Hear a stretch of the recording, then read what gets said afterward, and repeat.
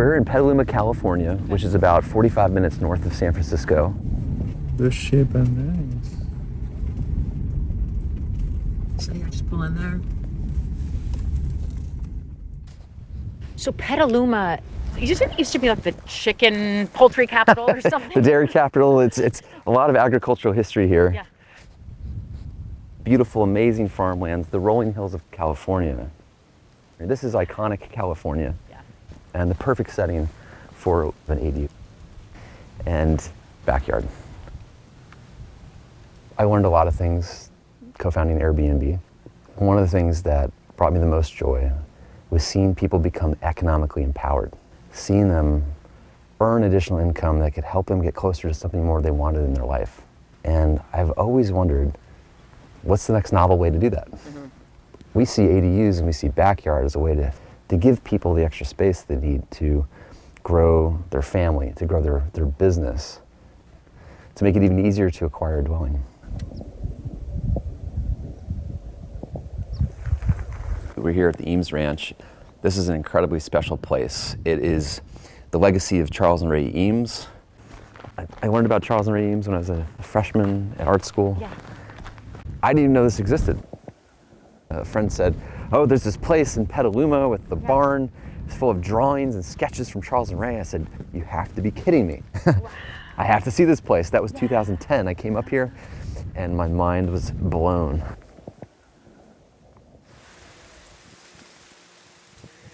This was custom built in the 90s by William Turnbull, a revered Northern California architect. And built it as a residence, as a farm building, or just kind of at the time? Residence and a space to store very important artifacts from the Eames collection. Okay. So when I was at art school, I went to be a painter. And I got there freshman year at the Rhode Island School of Design, and somebody hands me a book on design. And I open the book, and it opens to a page of this beautiful molded plywood chair. I said, who made this? And I looked down at the bottom and it said, Charles and Ray Eames. And I thought, who are these brothers? And that began my journey into really learning that they dedicated themselves to making the best design for the most people for the least price. They were democratizing good design. Wow. The Eames were observers of the world around them. They weren't about one medium, they were about a process.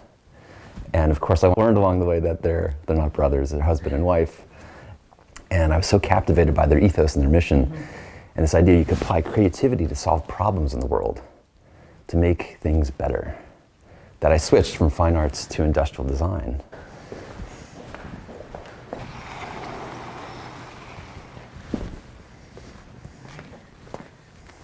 And so you co-founded Airbnb, and then you decided, like, what next?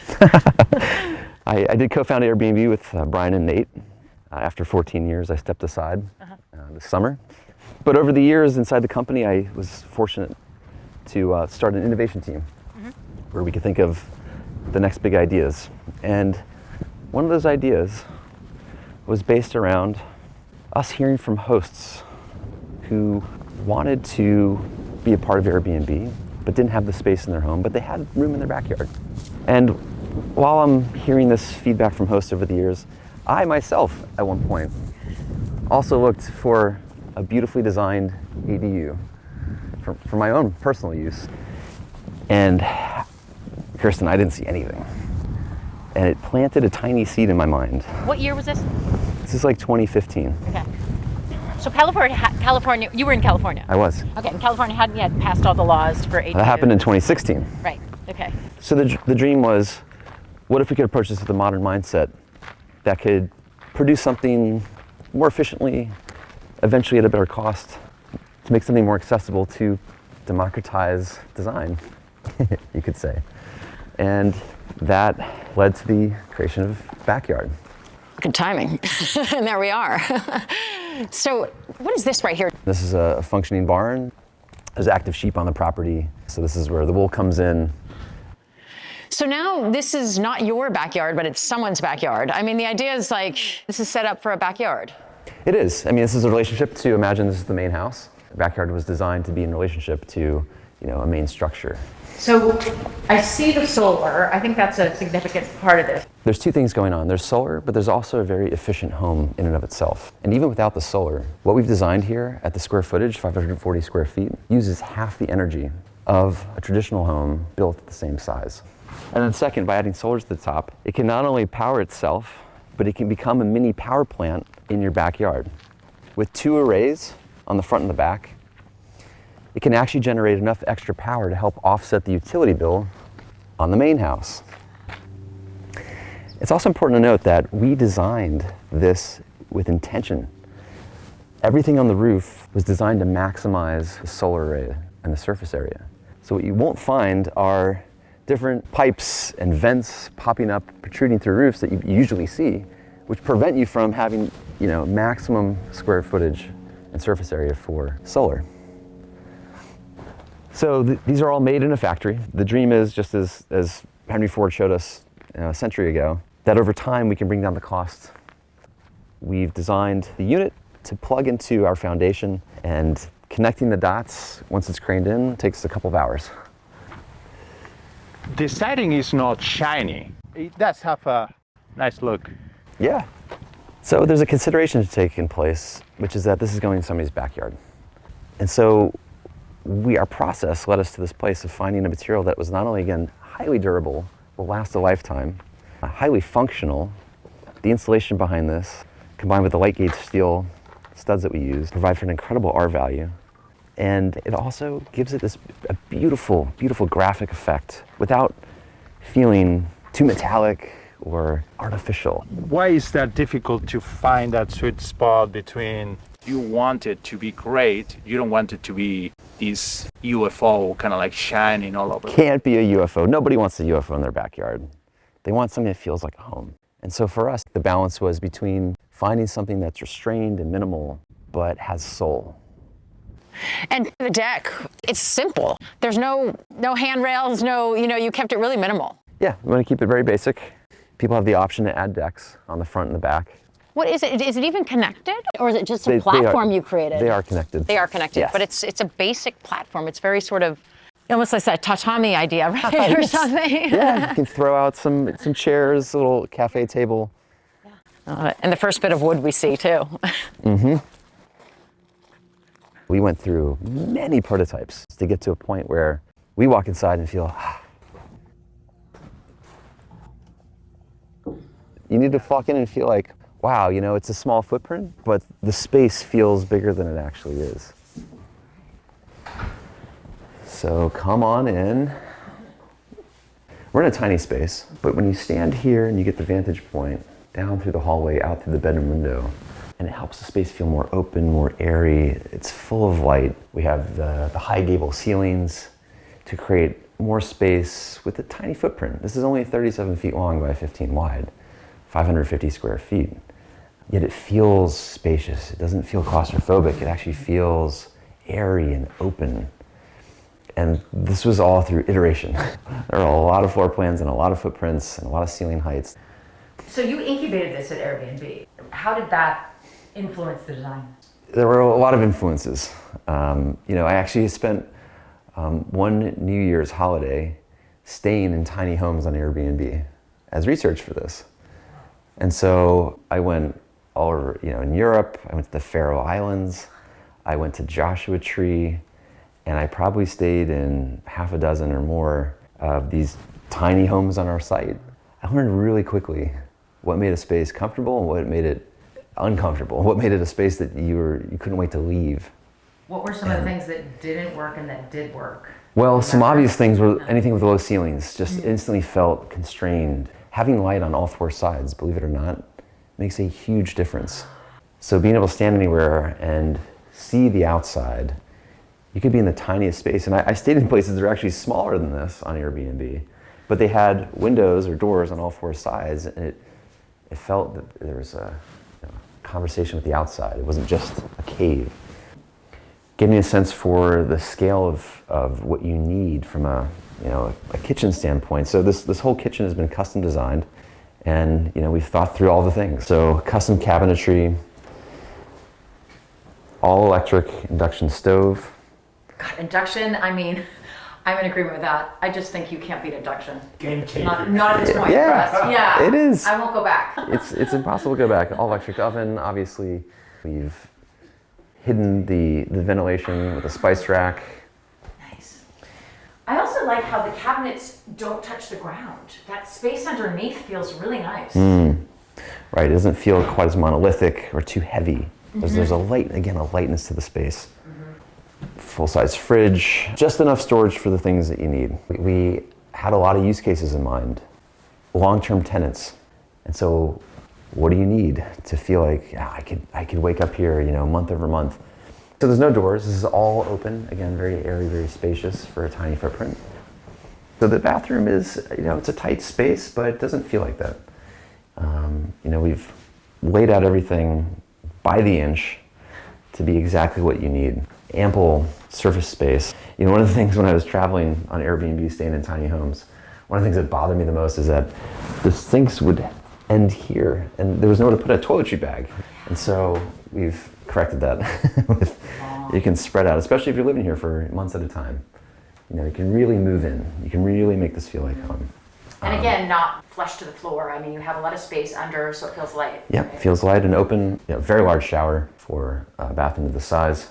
You've got utilities over here, washer dryer combo. If somebody wanted to upgrade, they could. This is actually already ready to go if somebody wanted to do a stackable washer and dryer right here. Really nice pocket door for privacy. And a little bit of storage here for supplies. I do like the fact that you are getting some natural light here. Yes, again, very important. So this was an opportunity, of course, to bring more light into the space. But if you're facing the main home, you want some privacy. And so we went with glass, frosted it over. It still allows the light, but inherently private. So now we'll enter the bedroom. Great ceiling height. Incredible ceiling. Look, height. you're Again, what, 6 feet? 5'11". 5'11". Okay, so about 6 feet. It's high. It's spacious, it's airy. This is a room that you want to spend time in. Of course, we're all working from home in some way, shape, or form. 58% of Americans spend at least one day a week working from home. So having a comfortable place to work is essential, I believe, for residential architecture going forward. And so this whole unit could turn into an office if somebody wanted it to. But for now, this is the one bed and includes our custom cabinetry here and wardrobe. Oh, so the idea was to build in the furniture. For this, yes. Yep. You don't think it was necessary to put doors on it? Early prototypes, we had doors. Again, it actually felt too monolithic. It felt too heavy. And probably smaller. And it made the room smaller. And so you got rid of the doors and you realized, wait a second. This gets us closer to our ideal experience in the space, which is feeling like there's space, feeling like it's open.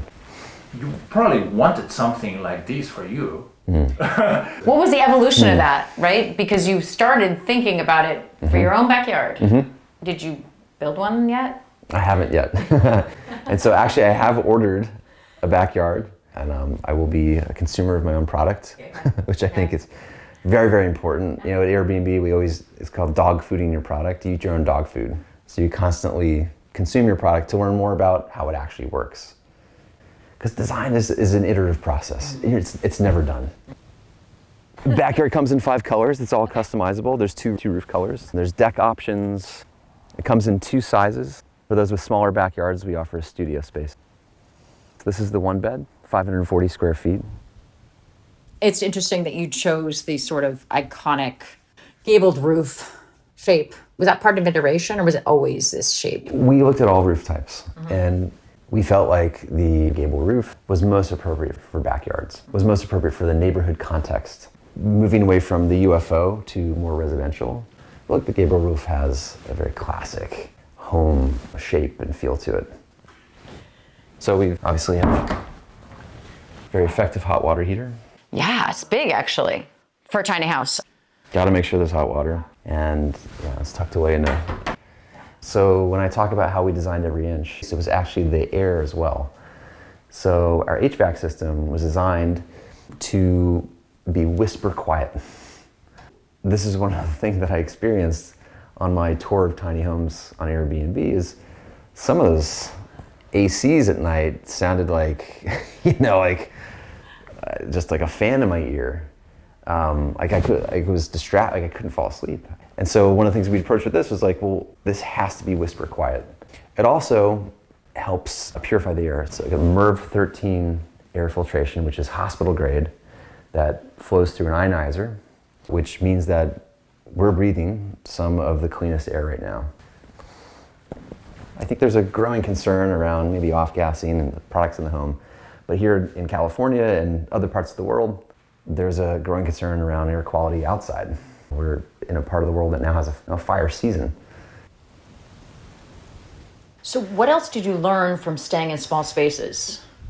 I don't know if you stayed in any fun places that were like crazy small or that really inspired you or that didn't work. I'll tell you the one that didn't work was the one that didn't have running water.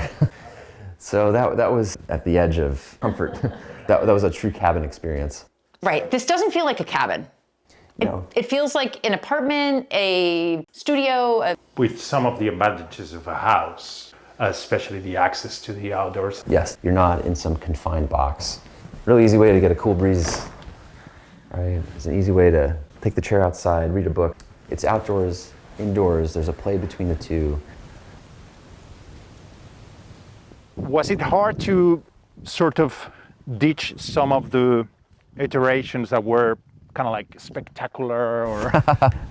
Sometimes, like we of course had things that were very artful and beautiful, maybe not as functional, and so we all wanted to land on something that Charles and Ray would be proud of, that found the form and function intersection. So you just got involved with Ames because you knew... I didn't even know this existed. Wow. I thought I knew everything about the Ames until I came to this place. You know, it's funny, I mean, I'm from the area and I didn't know about this either. Well, I brought my design teams up here from Airbnb over the years. We did offsites here and events. Yeah. And I realized this was truly a treasure and completely off the map. Boxes of artifacts from when the studio shut down in the 1980s that had never been opened before.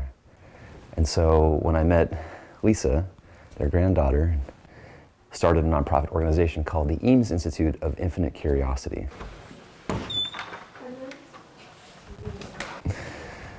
The Eames were prolific photographers, filmmakers, exhibition designers, furniture makers. They worked with textiles. And so they collected toys. Toys were an important part of their process. And the process, can you even try to describe that? I would say the process involved a lot of play. They have a famous quote that says, serious play, like take your play seriously. And it led to some unexpected outcomes. So this is one of the things that they're best known for. As they were developing a molded plywood technique in the late 40s, this was repurposed for the military as a wooden leg splint. So this was a splint that the government used to help soldiers on the field.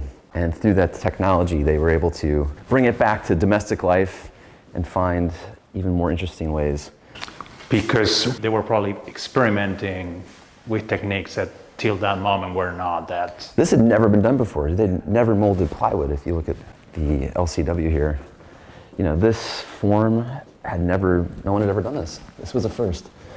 And they were relentless about the human factors of their design, figuring out what is the best angle, what is the right size of the back to create the most comfort for somebody in this chair.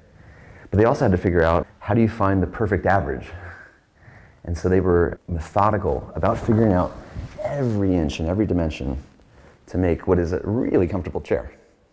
So these are artifacts from their life, handmade birthday cards, the beautiful calligraphy that they would use to address each other. This is their daily planner. Somewhere in here there's a grocery shopping list. Here's their passports. So you can start to piece together who they were through the letters they wrote to each other, through the ephemera that they left behind. And so that's what makes this place so special. This is just, again, a piece of tens of thousands, 100,000 plus objects and artifacts that really construct a full, complete narrative of their lives. Well, as I say, work is life is play, is work is life is play, and it's all intermingled. And they really blended. Their home was their studio, and their studio was their home. I love these wooden walnut stools that they did. I thought there were drums as we walked by. They don't even... Maybe you can play them. They are beautiful. This is one of my favorite spaces. Lucia's wing, it hasn't changed since her passing, and it gives you just a sense of the warmth of Eames in a space. Yeah, and all the chairs. I mean, there's so many chairs. I mean, really, chairs are the thing that people know most, right? I think chairs are probably the most common thing that people interact with, but that's just the tip of the iceberg. That's really the entry point. Is the more that you learn about them, you see that it was more than just a place to sit. They really thought intelligently about everything they did. So for example, this is very iconic airport seating from mid-20th century. What's novel about this is their process started by actually talking to the individuals at the airport that had to service and fix these kinds of chairs. And so what they learned is that the seat and the back would often get torn or needed repair, so they would have to be swapped out very quickly. So they actually designed a system that makes it very, very easy for an average service person to come in and swap them out. They also made these two parts exactly the same. So for the sake of efficiencies, if this got damaged or that got damaged, there's only one part that you have to swap in and out. It's also beautiful and extremely comfortable. Wow, the kitchen's beautiful. It's just like this warm, it feels like a jewel box or something, doesn't it? Yeah, love those cabinets. You guys seem to understand the relations between experience and physical presence. And it's not that easy, right? To sort of understand that if we just take from reality that little part of magic, then things are blunt, right? Yes.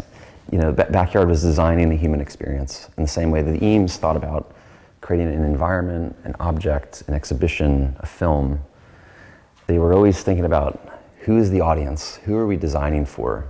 And they often said that designers have to be a host on behalf of the guest that they're designing for.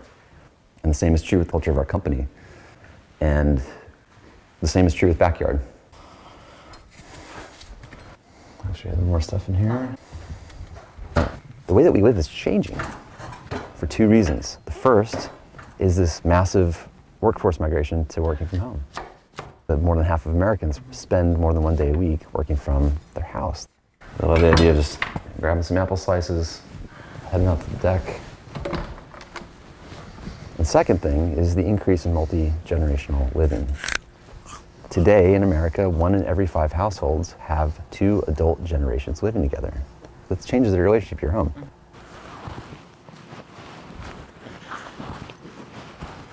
And the idea is that you could place these anywhere? I mean, You could place them anywhere. Yeah. Can most people do this? Well, California's made it very easy since they passed legislation back in 2016. There's been a 17-fold increase in permit applications for ADUs. Other states are following California's lead because they realize that it's a way to add horizontal density. ADUs are great because they're become more affordable for residents to stay in neighborhoods where they otherwise maybe couldn't afford a home. It's great for the homeowner because it's a source of income and a way to increase their property value. I think that communities love ADUs because they're tucked away in backyards, which means that they can add hundreds of units of housing without adversely affecting the character of the neighborhood. So it's almost, you can see states starting to change these laws to make it, I think it's becoming someone's right to have an ADU in their backyard based on how states are embracing them. Interesting. So it's now becoming something that we're just going to see super commonplace, like putting in a dog house. Yeah. So nice outside.